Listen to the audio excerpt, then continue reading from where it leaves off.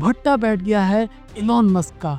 सिर्फ 2025 में इतना नुकसान हुआ है कि मस्क से एक अंबानी को निकाल लीजिए, एक अडानी को भी निकाल लीजिए। मतलब अंबानी अडानी की जितनी कुल संपत्ति है उतना तो सिर्फ मस्क को नुकसान हुआ है, और वो भी सिर्फ इस साल।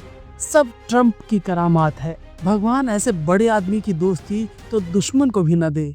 अपने ही करीबियों को बर्बाद करने पर तुला है। जब डोनाल्ड ट्रंप दोबारा अमेरिका की सत्ता संभाले तो लगा उनके करीबी अमीर दोस्तों की चांदी हो जाएगी, जैसे हमारे यहाँ होता है। लेकिन क्या हुआ? इन अमीरों की लुटिया डूब गई।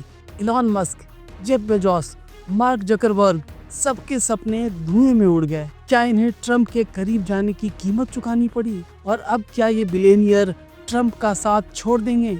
आइए थोड़ा गहराई से समझते हैं। जनवरी 2025 में ट्रंप के शपथ ग्रहण के बाद उनके करीबी बिलियनियरों की दुनिया हिल गई। इनमें से पहला नाम आता है इलॉन मस्क का, दुनिया के सबसे अमीर आदमी, जिनकी संपत्ति 430 अरब डॉलर से गिरकर 300 अरब डॉलर से भी नीचे चली गई। 130 अरब डॉलर से ज्यादा का नुकसान। फिर जेफ बेजोस, अमेज़न के मालिक, जिन्होंने 45 अरब डॉलर गंवाए। मार्क जकरबर्ग, फेसबुक, व्हाट्सएप और इंस्टाग्राम के मालिक की संपत्ति में 28 अरब डॉलर की कमी आई। लेकिन सवाल ये है, क्या ट्रंप के टैरिफ और नीतियों ने इन्हें धोखा दिया? मस्क, जो ट्रंप के सबसे बड़े समर्थक थे, उनकी टेस्ला कंपनी के शेयर 50% से ज्यादा लुढ़के। क्या ये दोस्ती इनके लिए जहर बन गई? और ये नुकसान रुकने वाला नहीं, अगला झटका और बड़ा हो सकता है। इलॉन मस्क ने ट्रंप की जीत के लिए $300 मिलियन खर्च किए, लेकिन क्या मिला? ट्रंप के टैरिफ वॉर शुरू करने के बाद सिर्फ 2 दिन में मस्क को 31 अरब डॉलर का नुकसान हुआ।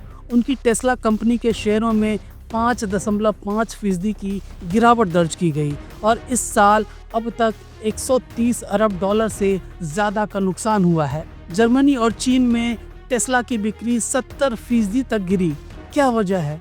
शायद ट्रंप के टैरिफ और मस्क की राजनीति ने ग्राहकों को दूर कर दिया। मस्क का स्पेसएक्स भी खतरे में है, क्योंकि सरकार के ठेके अब अनिश्चित हैं।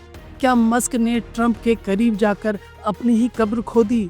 और क्या ये नुकसान उनकी बादशाहत खत्म कर देगा? एक सुराख बड़े से बड़े जहाज को डुबो देता है। सबसे चालाक निकले दुनिया के 6ठे अमीर इंसान वॉरेन बफे। वो समझ गए कि ट्रंप की पॉलिसी की वजह से सब फंसेंगे, इसलिए उन्होंने अपने इन्वेस्टमेंट को डाइवर्सिफाई कर दिया। अमेरिकी टेक कंपनियों से पैसे निकालकर जापान की ट्रेडिंग फर्म में लगा दिए। नतीजा सिर्फ वही मुनाफे में है।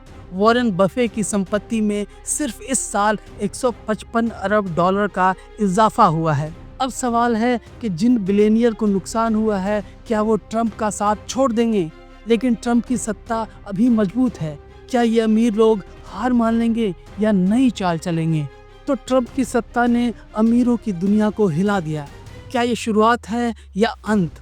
कमेंट में बताएं, आप क्या सोचते हैं?